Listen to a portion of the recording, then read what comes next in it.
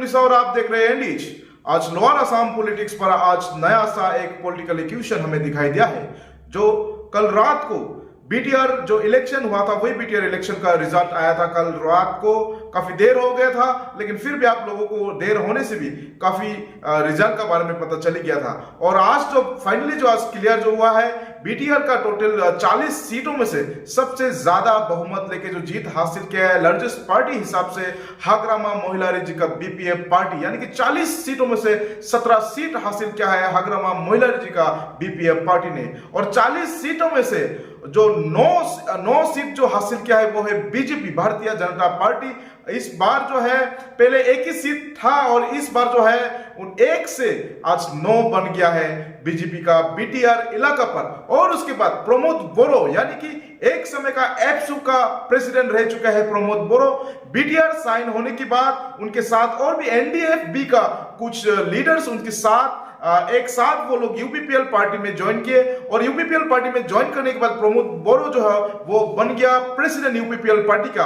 और वो उन्हीं का लीडरशिप पे कल जो है ये इलेक्शन का रिजल्ट डिक्लेयर होने के बाद पता चला, सबको पता चल गया है कि पूरा 40 सीटों में से 12 सीट हासिल किया है यूपीपीएल यानी कि प्रमोद बोरो का पार्टी ने। और आज जो है आज गुवाहाटी पे वो सब आके मौजूद हुए हैं असम के चीफ मिनिस्टर सर्बानंद सोनोवाल जी के रेसिडेंस पर। और इस सर्बानंद सोनोवाल जी के रेसिडेंस पर आने के बाद एक साथ जो है मिल के मीटिंग हुआ, आप सभी को पता है। और उन्हीं मीटिंग में से असम के कई मंत्रीगण भी मौजूद थे और असम के जो प्रभावशाली मंत्री डॉक्टर हिमंत विश्व शर्मा यानी कि नेडा का भी चेयरमैन डॉक्टर हिमंत विश्व शर्मा भी थे उस मीटिंग पर। और उन्हीं में घोषित किया गया कि अभी जो आने वाला जो बीटीआर सरकार, जो नया सरकार जो बनने वाला है, और इसमें कोलिशन गवर्नमेंट होगा यानी कि अलायंस गवर्नमेंट होगा। और इसी अलायंस गवर्नमेंट पर जो है प्रमोद बोरो को है नेक्स्ट सीएम बनाया जाएगा।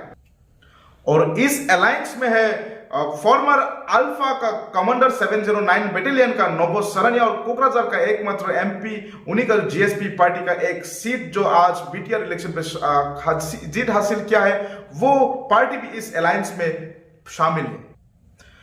चलिए अब हम देखते हैं जो यूपीपीएल का प्रेसिडेंट और नेक्स्ट बीटीआर का जो सीएम जो बनने वाला है प्रमोद बोरो, आज इस बैठक की बाद जनता को क्या कहते हैं एक दफा देखते हैं।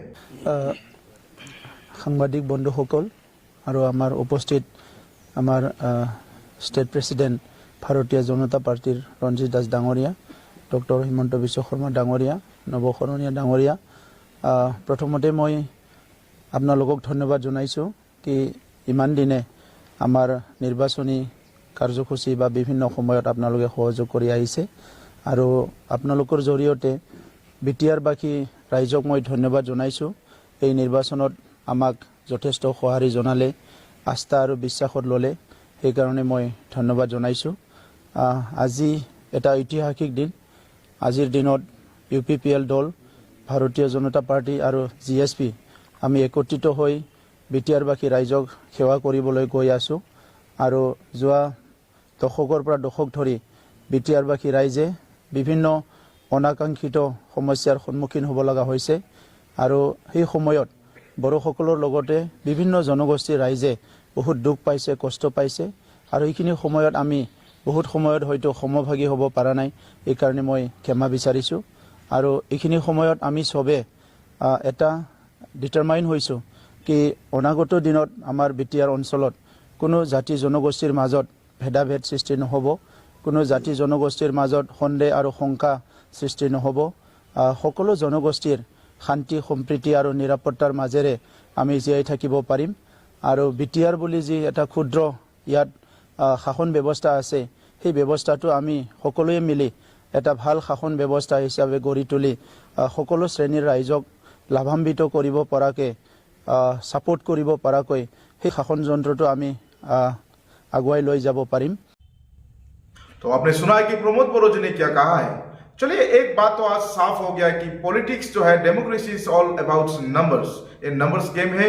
और वही बीटीआर पे जो सबसे बड़ा लार्जेस्ट पार्टी होने की बावजूद भी हाग्रामा मोहिलारी जी का बीपीएफ पार्टी ने सरकार नहीं बना पाया इस बार।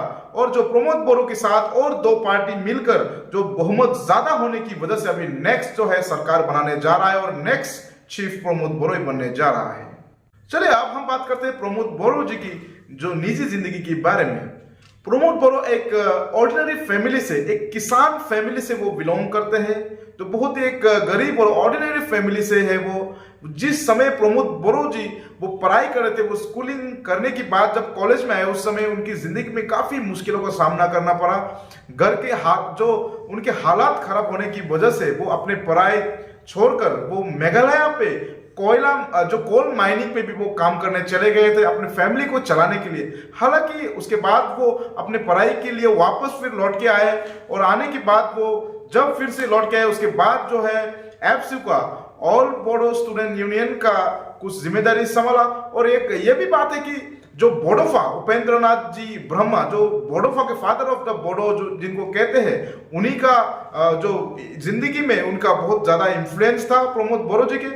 उनके बाद जो है स्टूडेंट लाइफ में उसने काफी काम किया है और काफी एक्टिव स्टेट मूवमेंट पे, जो बोडोलैंड जो स्टेट मूवमेंट था और उस स्टेट मूवमेंट पे वो काफी जुड़ गए। उसके बाद जो जब तेलंगाना स्टेट दिया गया उस समय भी प्रमोद बोरो जी का नेतृत्व पर काफी मूवमेंट भी शुरू हुआ। असम पे, दिल्ली पे भी मूवमेंट शुरू हुआ इस बोडोलैंड स्टेट मूवमेंट को लेकर। और उनके बाद फाइनली 2020 की 27 जनवरी जो एक हिस्टोरिक दिन, थर्ड बोडो एकॉर्ड जो हुआ, कुछ 4 एनडीएबी फैक्शन को लेकर और एफसी के साथ हर कोई मिलकर ये जो साइन किया, उसी में प्रमोद बोरो जी भी एक सिग्नेटरीज रह चुके हैं। और फाइनली वो एग्रीमेंट साइन करने के बाद जो ऑल बोडो स्टूडेंट यूनियन को एक नया एक दिशा दिखाकर अपने जिम्मेदारियों को वो दूसरे किसी और को सौंप कर वो अपने नए एक पॉलिटिकल जर्नी में वो शुरुआत किया है प्रमोद बोरो जी। चलिए अब हगरमा मोहिलारी जी के बारे में आपको हम बताते हैं।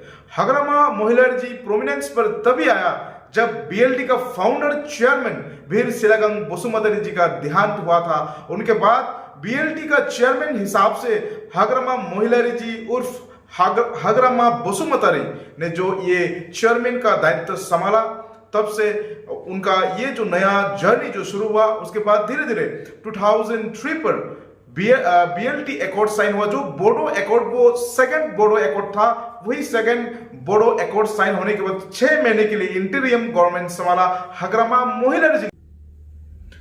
6 महीने की इंटीरियम गवर्नमेंट चलाने के बाद 2004 को जब इलेक्शन हुआ, बीटीसी का इलेक्शन, तब बड़ी बहुमत से जो अनकॉन्टेस्ट जीत हासिल किया हगरमा मोहिलारी ने। और तब से लेकर बीटीसी का जो पॉलिटिक्स का दिशा ही पूरा बदल दिया था। और असम की पॉलिटिक्स पर हगरमा मोहिलारी ने तभी एंट्री मारा जब 2006 को तरुण गोगोई फिर से जो सरकार बनाने की कोशिश कर रहा था। उसी समय 12 एमएलए का साथ देकर उसमें तरुण गोगोई की सरकार में एंट्री मारा और असम का पॉलिटिक्स में एंट्री मारा। और वही सरकार में 3 मंत्री भी दिया गया, बहुत सारे पार्लियामेंट्री सेक्रेटरी भी दिया गया हगरमा की जो एमएलए थे उन सभी को। और उनमें से प्रोमिला रानी ब्रह्मा जी, चंदन ब्रह्मा और रिहन दैमारी जी उनके मंत्रिमंडल में शामिल थे और आज तक भी वो लोग एमएलए है। और अभी का प्रेजेंट सरकार में भी वो तीनों मंत्री है। अभी ये तो हो गया बीएलटी और एफसी के बारे में। चलिए अब आपको हम बताते हैं एनडीएबी के बारे में। 1986 पे शिलोंग की नेहरू यूनिवर्सिटी से पॉलिटिकल साइंस पे मास्टर कंप्लीट करके जो टाइकोंडो पे भी एक्सपर्ट थे, टाइकोंडो प्लेयर थे, वही शख्स है ये जिनका नाम है रंजन दैमारी उर्फ डीआर नाबला।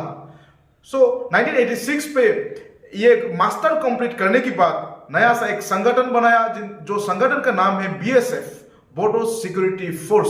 और वही बोडो सिक्योरिटी फोर्स एक समय बीडीएसएफ बन गया और बीडीएसएफ से 1994 पे एनडीएफबी बन गया।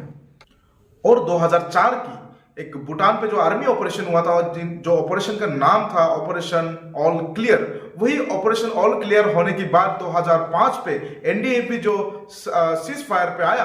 और वही सीज फायर आने के बाद गोविंद बसुमतारी जी के नेतृत्व पर टॉक्स को आगे बढ़ाया गया।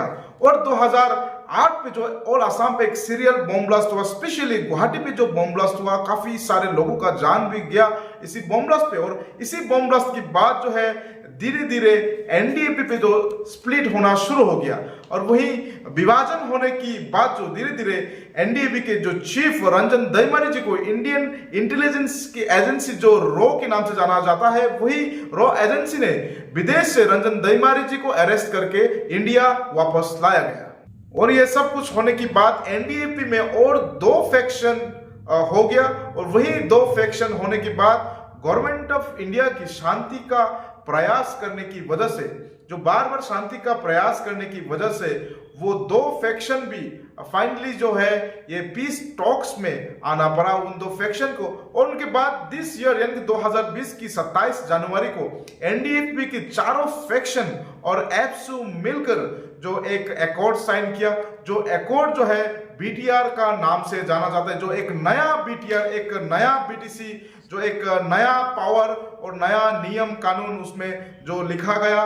और वही बीटीआर बनने की बाद ये पहला इलेक्शन हुआ, जो ये कल जो रिजल्ट आया ये बीटीआर का पहला इलेक्शन है बीटीआर बनने की बात। और ये जो तीसरा एकॉर्ड है, ये बोडो लोगों का ये तीसरा एकॉर्ड है।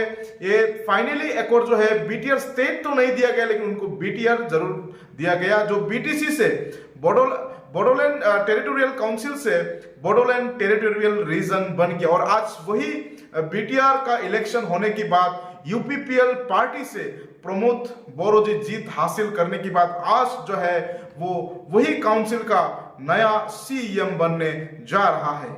और उसी का साथ सिर्फ बीटीसी का नहीं, पूरे असम के और स्पेशली डीमा हसाओ का खबर पाने के लिए आप बिल्कुल देखते रहिए एनडीच। तब तक के लिए मैं जैद नुनी साहब सभी से विदाई लेता हूं। धन्यवाद।